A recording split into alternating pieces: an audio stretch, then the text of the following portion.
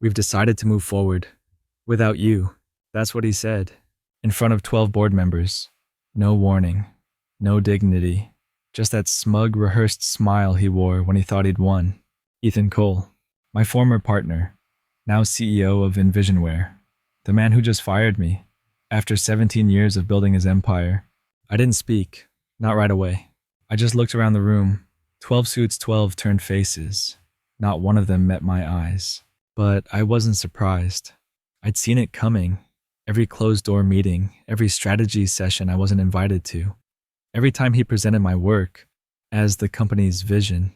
The betrayal wasn't new, but today, it had a microphone. See, Ethan didn't just fire me. He tried to erase me. Like I was never there. But he forgot something. I don't yell. I don't threaten. I build.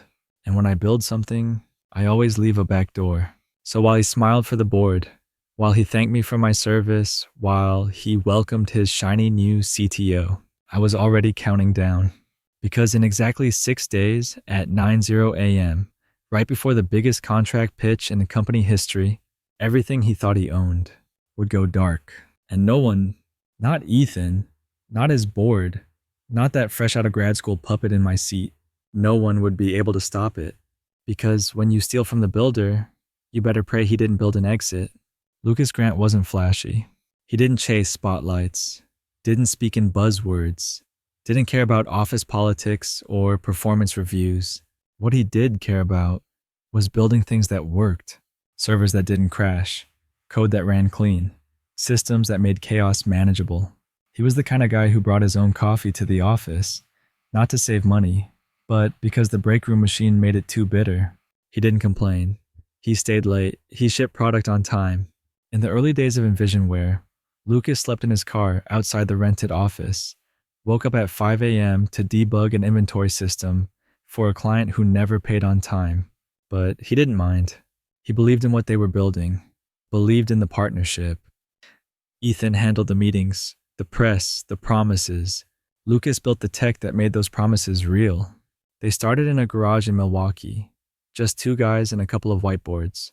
Lucas mapped out the entire supply chain infrastructure for mid-sized retailers in 3 days. It wasn't glamorous, but it worked. He'd never once missed a product launch, never once leaked data, never once pushed blame. He was the backbone. And maybe that's why no one saw it coming when the backbone decided to break the machine from within. Because Lucas had given Envisionware everything. And now, he was ready to take it all back. Ethan Cole knew how to smile in every room. He had perfect teeth, tailored suits, and a handshake that could charm bankers, governors, even journalists. He didn't understand code, didn't care for system architecture, once called a firewall that internet thing. But he knew people, and people, especially investors, loved Ethan. He made them feel safe, like everything was under control, like Envisionware was the next great American tech success. He was the guy on the stage holding the mic, saying phrases like scalable disruption and vertical integration, phrases Lucas hated. When the company got its first real contract, Ethan got quoted in Tech Edge Weekly. He smiled on page 3. Lucas wasn't mentioned. At first it didn't matter. Lucas didn't read those articles. Didn't even notice when Ethan dropped co-founder from his bio. But the signs were there. Ethan started calling Lucas our lead developer in meetings. Started presenting Lucas's infrastructure maps as strategic vision plans. Started giving his team credit for breakthroughs only one man had delivered. And when Lucas brought it up, Ethan brushed it off. You know how the media works, man. They just want sound bites. But it wasn't just the media. Behind closed doors, Ethan was painting a picture, one where he was the visionary. And Lucas was just the quiet guy who kept the servers from crashing. And the board, they bought it. Every word. Because Ethan Cole didn't need to be brilliant. He just needed to look like the guy who owned the brilliance. There was a time when Lucas trusted Ethan with his life. Back then, it wasn't Envisionware. It was just 2 friends with a busted printer, a borrowed desk, and a dream. They coded out of Ethan's garage in Wauwatosa, survived on gas station coffee and cold pizza. Ethan pitched, Lucas built. They didn't take salaries for 2 years, pooled what little money they had into a shared account. When Lucas's car died, Ethan drove him to meetings. When Ethan got sick, Lucas covered the client calls. They were partners, brothers almost. Every milestone, first client, first server rec, first real office was shared. They stayed up till 3 a.m. debugging XML bugs no one else could fix. They high-fived over ramen when they closed their first $10K contract. Lucas even stood beside Ethan at his wedding holding the ring. So when the company grew, when money came in, when offices got bigger, Lucas didn't question the shift. Ethan took more meetings. Lucas wrote more code. It made sense until it didn't. The first time Lucas noticed something off was a keynote slide at a logistics conference. His entire warehouse integration diagram used as a vision for scalable growth. No credit, not even a mention. He asked Ethan about it. Dude, Ethan laughed. We built it together. Your code, my pitch. That's the game. Lucas nodded. But something cracked. Not anger, not yet. Just the first quiet fracture in a partnership he thought would last forever. Rachel saw it before Lucas did. She always did. She watched him come home later, and later shoulders, heavy eyes, tired, still wearing the same hoodie he left in that morning. He'd sit at the kitchen counter, open his laptop, and try not to talk about Ethan, but it would slip out in pieces. They launched the routing module without telling me. They took my dev notes and called it Strategic Insights. Ethan says it's a team effort, but the team didn't write a single line of code. Rachel didn't interrupt. She listened. She knew better than to push, but one night over cold Chinese takeout and half-drunk coffee, she said it. He's not your partner anymore, Lucas. He's your shadow. Lucas looked up. What does that mean? It means she said he's walking beside you so close. He can steal your reflection and call it his own. Lucas tried to laugh it off. Said Ethan was just under pressure. Said maybe the board was driving the PR decisions. Rachel didn't argue, but she started saving news clippings. Started bookmarking articles where Ethan's name was front and center, where Lucas's work became company breakthroughs. She never said I told you so. She didn't need to. Because every time Lucas came home with that look in his eyes, that mixture of disbelief and quiet hurt, she knew. Ethan wasn't just stealing credit. He was rewriting history, and Lucas was letting him, but not for much longer. The turning point came on a Tuesday. Lucas walked into the conference room just as Ethan was finishing a pitch to the board. Slides on the screen, buzzwords flying, everyone nodding. But then Lucas saw it. A full schematic, his schematic. The entire architecture of the adaptive routing engine, every line, every shortcut, every failsafe presented under the name C-Engine trademark. C for coal. He waited until the meeting ended. Asked Ethan about it in private. You renamed the system, Ethan shrugged. Marketing thought it was cleaner. More unified branding. Lucas stared. That's my name on every line of that code. And your salary reflects it, Ethan said, smiling like it was generous. Like this was business, not theft. That night, Lucas went home quiet. Rachel didn't ask. She just handed him a beer and turned on the porch light. They sat in silence. Lucas watching the dark, Rachel watching him. After a while, he said, I think he really believes he built it. Rachel nodded. Doesn't matter what he believes. Lucas looked over. What matters, she said, is that the world believes him too. And that's when Lucas understood. This wasn't just about ego. It wasn't just a bad friend. It was identity theft on a corporate scale. Ethan wasn't stealing credit anymore. He was erasing the author. It started with a password reset. Nothing major. Just a system prompt one morning, access denied. Please contact administrator. Lucas blinked. He tried again. Same message. Then came the second red flag. His access to the new dev environment gone. At first he thought it was a glitch. Called it. Got transferred 3 times. Finally, someone whispered Ethan's team migrated the infrastructure last week. You weren't on the list. Lucas didn't speak. Just hung up. The next day, his calendar changed. Every project he'd been leading removed. Replaced with advisory support, TBD. He asked Ethan what was going on. Just some restructuring, Ethan said. Nothing personal. We're optimizing efficiency. Then came the bombshell. A new hire. Dylan Rhodes, 29 MBA, fresh out of Stanford. Title assistant CTO. Lucas met him once. Nice kid. Too nice. Asked too many questions about legacy code. Took notes on things Lucas never documented. One afternoon, Lucas caught him copying system protocols into a private folder. You need that for something Lucas asked. Dylan froze. Ethan said it's for backup purposes. Backup? Lucas smiled. That's when it clicked. He wasn't being included. He was being studied. Replaced. They weren't asking him to help scale. They were mapping his brain so they could delete the source. Lucas walked out of the office that day without saying a word. But in his mind, a different system was already going live. Lucas always believed loyalty ran both ways, especially with the team. He'd hired most of them himself, taught them how to write clean, stable code, stayed late to help debug covered mistakes that never reached Ethan's inbox. But in a system built on silence, you learn to hear what isn't said. So when Jordan, his lead dev, started calling Dylan sir in meetings, Lucas noticed. When commits began flowing into branches Lucas wasn't invited to, he noticed.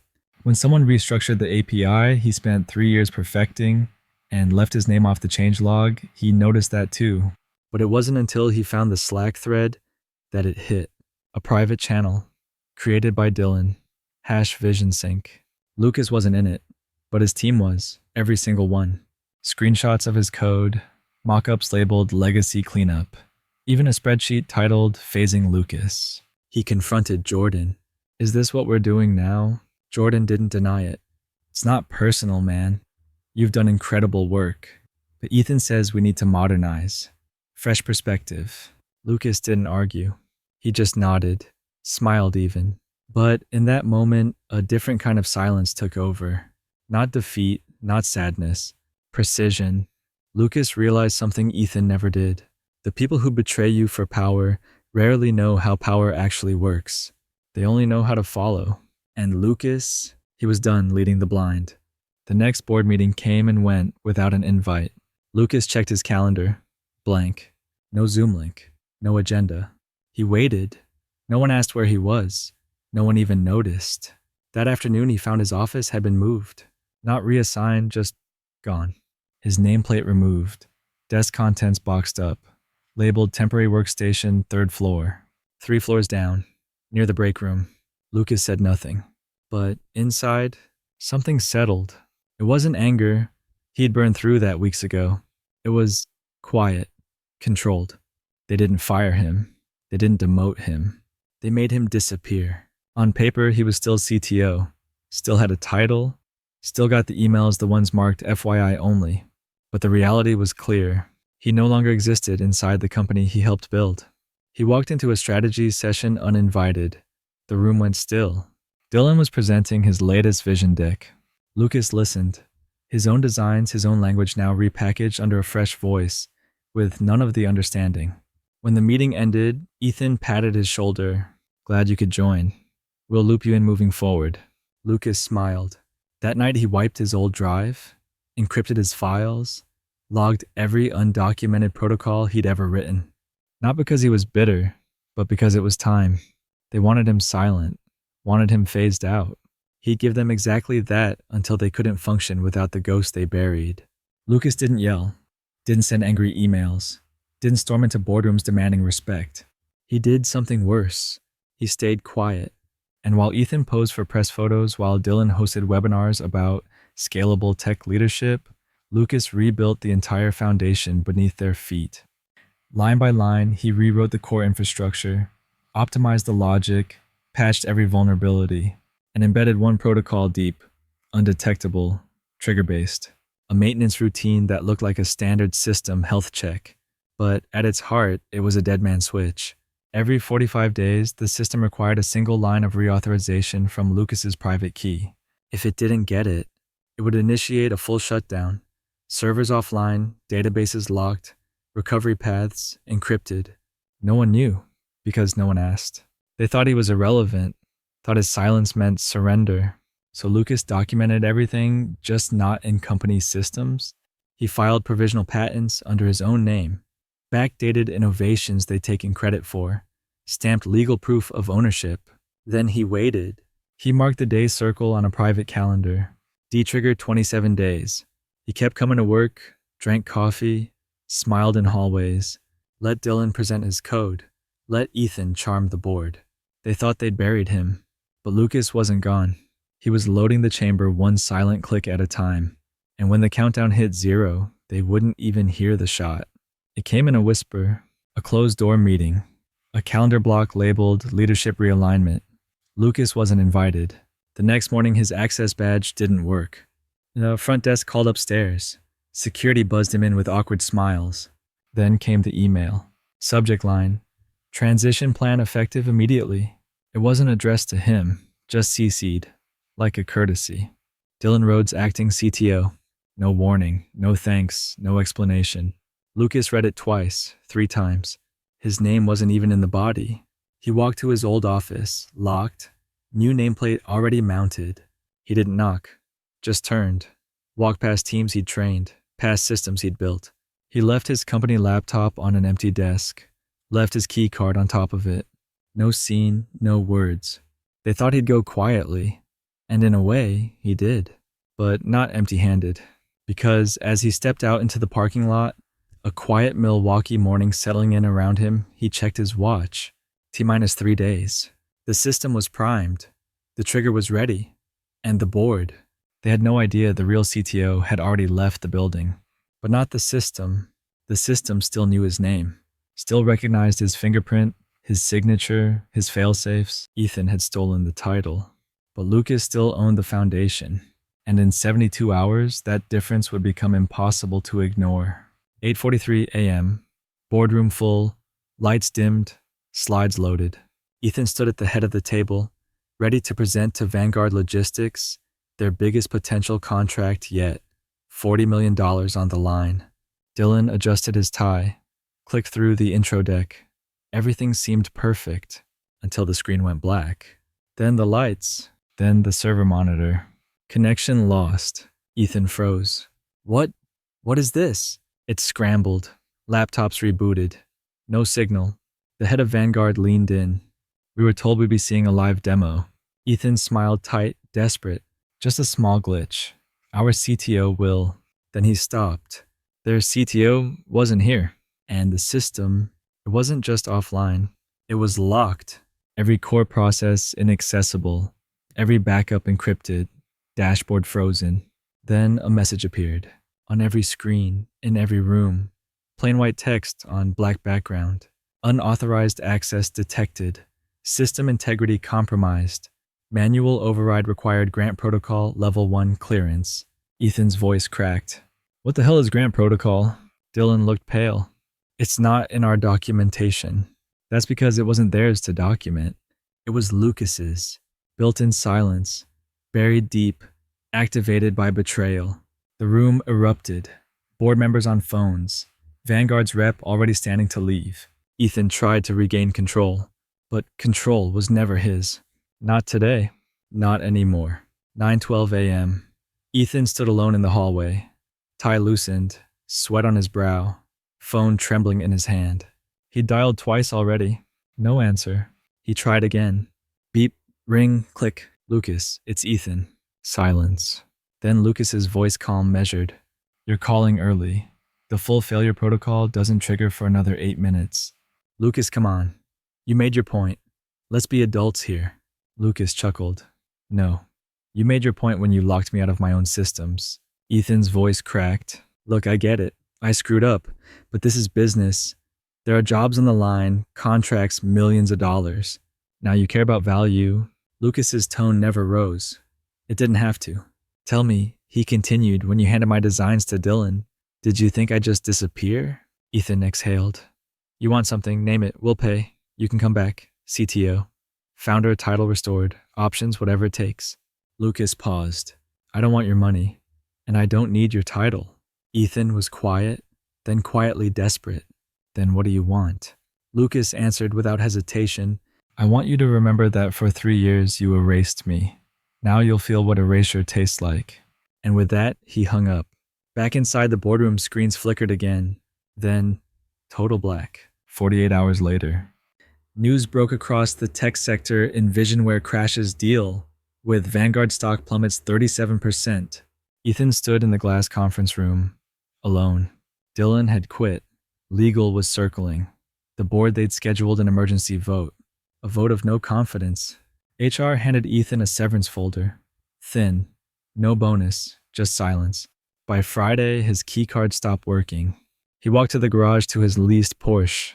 Empty. The company had already repossessed it. At home, press calls flooded in. Questions, speculations, rumors of sabotage, and one quiet headline. Former CTO Lucas Grant joins Archon Systems as VP of Innovation. Will lead integration of Envisionware's patented core IP. Yes, patented. Lucas had filed every innovation under his name years ago. Legal and clean. Archon Envisionware's biggest competitor bought the patents, bought Lucas, and started rebranding Ethan's legacy under Lucas's real one. The code was alive, but only for the man who birthed it. Ethan tried to sue, got buried in counterclaims, lost his rights, his brand, his legacy. Lucas. He never responded publicly, never did an interview, never gloated. He just kept building. From a quiet new office overlooking Lake Michigan, Lucas watched the world move on. No scandal, no press war, just consequence. And somewhere in a forgotten LinkedIn thread, Ethan's job title now read Consultant Freelance Systems Advisor. No followers, no endorsements. Just a blank banner where a company once stood. Lucas never posted about what happened. No tweets, no blog posts, no interviews. He didn't need applause. He didn't need revenge porn. He needed peace. And peace doesn't scream. It whispers. It's in the silence of a clean office, in the hum of a server room that answers only to you, in the sunrise over Lake Michigan, reflected in glass that doesn't distort who you are. He didn't watch Ethan fall. He didn't have to. Because justice, when done right, is quiet, effortless, undeniable. He watched his wife hang her first painting in the gallery they opened with his signing bonus. Watched the team he built this time, the right team, right code with credit present, with pride sleep, without fear. And late at night, as the city pulsed below, Lucas would sit by the window. No thoughts of Ethan, no anger, just clarity. He didn't win because Ethan lost. He won because he never became Ethan. He chose legacy over ego, design over drama, truth over title, and in a world full of men like Ethan, he chose to walk away without looking back. Justice doesn't always come in courtrooms. It doesn't always show up in headlines. Sometimes it walks out of a server room calm, quiet, and surgical. Sometimes it doesn't say a word, because the damage already speaks for itself. Lucas never screamed for revenge. He just wrote better code, filed smarter patents, waited longer than most people are willing to wait. That's how you win. Not by yelling, but by building something so unshakable they regret ever trying to bury you. And if you've ever been underestimated, overlooked, or betrayed by someone who smiled while they cut you, you know exactly how that feels. So if this story hit home, if it reminded you of what quiet power looks like, you're in the right place. Because here we don't just tell revenge stories. We remind you that justice always comes, not with noise, but with precision. Subscribe if you're the type who plays the long game. Like, if you've ever had to rebuild after being broken, and share this with someone who needs to remember, they're not crazy, they're not weak, they're just not finished. This is Revenge Stories, and we're just getting started.